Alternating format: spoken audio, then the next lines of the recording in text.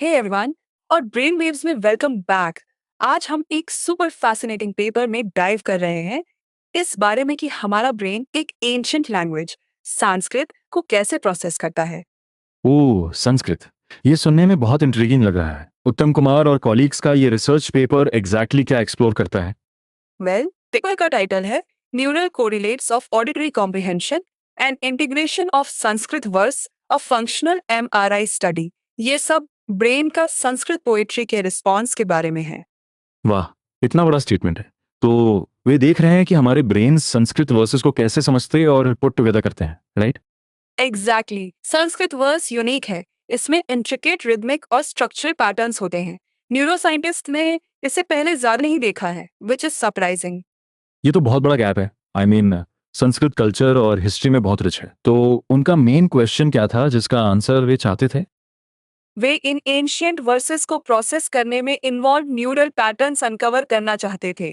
हमारा ब्रेन अपने complex syntax और सिमेंटिक्स को कैसे हैंडल करता है। Okay, that makes sense. और उन्होंने इसे स्टडी कैसे किया? उन्होंने किस तरह के मेथड्स यूज किए?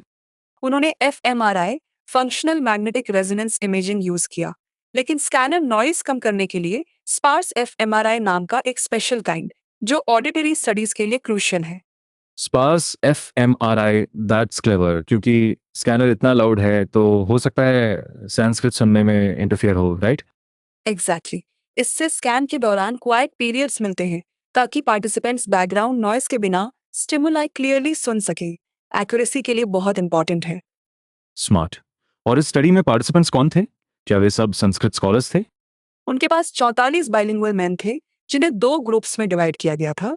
22 प्रोफिशिएंट संस्कृत स्पीकर्स और 22 non proficient ones. Of course सबकी हियरिंग नॉर्मल थी। तो जो लोग लैंग्वेज को सचमुच जानते हैं और जो नहीं जानते, उनके बीच डायरेक्ट कंपैरिजन। उन्होंने असल में क्या सुना? उन्होंने भगवत गीता जैसे स्क्रिप्चर्स के 54 मीनिंगफुल संस्कृत वर्सेस सुने, और इम्पॉर्टेंट बात यह है कि 54 meaningless versus. Meaningless Sanskrit versus? ऐसा कुछ कैसे क्रिएट करते हैं आप? उन्होंने एक्चुअल संस्कृत वर्ड्स को ग्रामेटिकली अनस्ट्रक्चर्ड सीक्वेंसेस में रीअरेंज कर दिया। तो ऐसा लग रहा था संस्कृत की रिदम थी, पर कोई कोहेरेंट मीनिंग नहीं था। That's brilliant. ये ब्रेन एक्टिविटी को आइसोलेट करने में हेल्प करता है, स्पेसिफिकली मीनिंग और ग्रामर समझने से रिलेटेड, सिर्फ साउंड से नहीं। एग्जैक्टली और उन्होंने कई एडवांस एनालिसिस मेथड्स यूज किए। वॉक्सल बेस्ड फंक्शनल कनेक्टिविटी एमवीपीए और सी बेस्ड कनेक्टिविटी बहुत थरो है। ओके, तो इन सोफिस्टिकेटेड टेक्निक्स ने क्या रिवील किया? की फाइंडिंग्स क्या थी? प्रोफिशिएंट स्पीकर्स के लिए मीनिंगफुल वर्सेस सुनने से ऑडिटरी और सिमेंटिक प्रोसेसिंग के लिए एक्टिवेटेड एरियाज एक्टिवेट होते हैं। इंटरेस्टिंगली ऑक्सीपिटल पोल जैसे विजुअल एरियाज भी लिट अप थे। Visual areas? तो क्या वे वर्सेस अपने माइंड्स में ऑलमोस्ट सी कर रहे थे, इवन दो वे सिर्फ लिसन कर रहे थे? वाह, ये तो इनक्रेडिबल है। इससे लगता है कि मेंटल इमेजरी या विजुअल रिप्रेजेंटेशंस यूज कर रहे थे। और जब नॉन प्रोफिशिएंट स्पीकर्स से कंपेयर करते हैं तो प्रोफिशिएंट ग्रुप में ज्यादा वाइड स्प्रेड एक्टिवेशन दिखा। तो संस्कृत की ट्रू मास्टरी आपके ब्रेन के प्रोसेसिंग को फंडामेंटली चेंज कर देती है, सिर्फ बेसिक कॉम्प्रिहेंशन से परे। एब्सोल्युटली प्रोफिशिएंट स्पीकर्स में right mid frontal cortex bilateral chordate और इंफीरियर फ्रंटल जाइरीज ज्यादा एक्टिव थे। Chordate, that's fascinating. क्या वो एरिया भी रिदम और मोटर कंट्रोल से लिंक्ड नहीं है?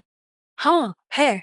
इसका मतलब है कि प्रोफिशिएंट स्पीकर्स के लिए संस्कृत वर्ड्स कॉम्प्रिहेंशन में लिंग्विस्टिक और रिदमिक एलिमेंट्स का कॉम्प्लेक्स इंटीग्रेशन होता है, ऑलमोस्ट लाइक म्यूजिक। वाह, ये तो बहुत ब्यूटीफुल थॉट है। ये हाईलाइट करता है कि लैंग्वेज, स्पेशली अपने पोएटिक फॉर्म में, हमारे ब्रेन्स को ऐसे मल्टीफैसेटेड वेज में एंगेज कैसे कर सकती है। हाँ जी, ये स्टडी ब्रेन की अडेप्टेबिलिटी को रियली शो करती है और कैसे कल्चरल और लिंग्विस्टिक इमर्शन हमारे कॉग्निटिव नेटवर्क्स को शेप करता है। और ये ऐसे इंट्रिकेट एंशिएंट लैंग्वेजेस के साथ एंगेज करने से पोटेंशियल कॉग्निटिव बेनिफिट्स की तरफ हिंट करता है। क्या आप नहीं कहेंगे कि ये माइंड का एक ट्रूली इंसाइटफुल लुक है? डेफिनेटली ये लैंग्वेज, कल्चर और हमारे कॉग्निशन के बीच के डीप कनेक्शन को हाईलाइट करता है। एक रिमार्केबल पीस ऑफ रिसर्च है। एब्सोल्युटली। होस्टे, इस कॉम्प्लेक्स पेपर को ब्रेक डाउन करने के लिए थैंक्स। ब्रेन की लिंग्विस्टिक कैपेबिलिटीज की जर्नी कैसी रही?